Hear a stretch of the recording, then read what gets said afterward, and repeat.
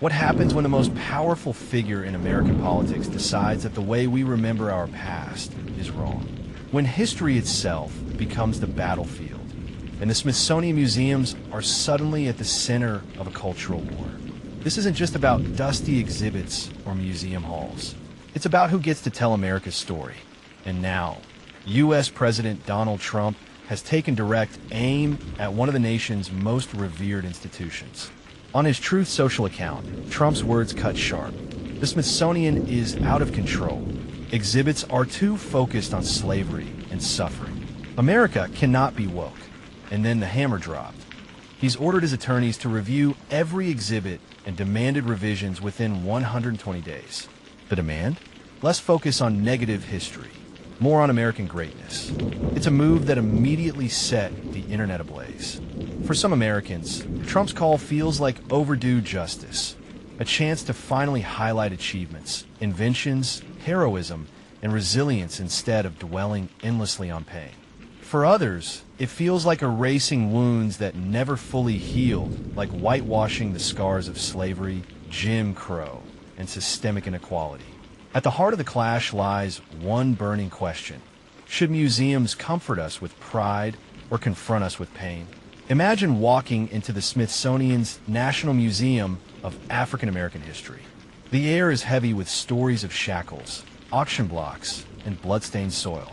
Now picture those displays replaced, softened with glossy tributes to entrepreneurs, presidents, and victories. Would that rewrite the past, or rewrite America's conscience? Trump's demand isn't just paperwork. It's a cultural time bomb, one that could reshape how millions of children, tourists, and citizens understand their country.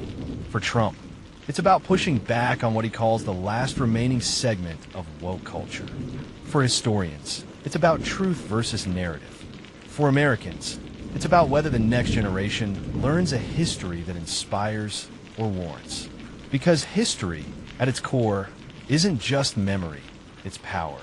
Whoever controls the story of the past controls the vision of the future. Here's what makes this story more than just politics. The 120-day deadline. Trump didn't just complain, he set a countdown. What happens when museums resist? Lawsuits? Funding cuts? Federal takeover? The museum visitors. Millions visit Smithsonian museums every year, from school kids to world leaders. Changing the exhibits changes the way the world sees America. The emotional wound. For descendants of slavery, the exhibits are not woke, they're memory. To erase or soften them risks reopening a wound, a second betrayal. The bigger picture. This isn't just about museums. It's about a movement to redefine America's identity. What stories are told in classrooms, libraries, and textbooks? Some say, finally, we can be proud of our history again. Others fire back. You don't get to erase slavery just because it makes you uncomfortable. Between them stands a nation asking, whose story is America? The Smithsonian has yet to officially respond. Will they comply, resist, or fight in court? And if the exhibits do change, how far will this rewriting go? Will Harriet Tubman's struggle be reduced to a paragraph?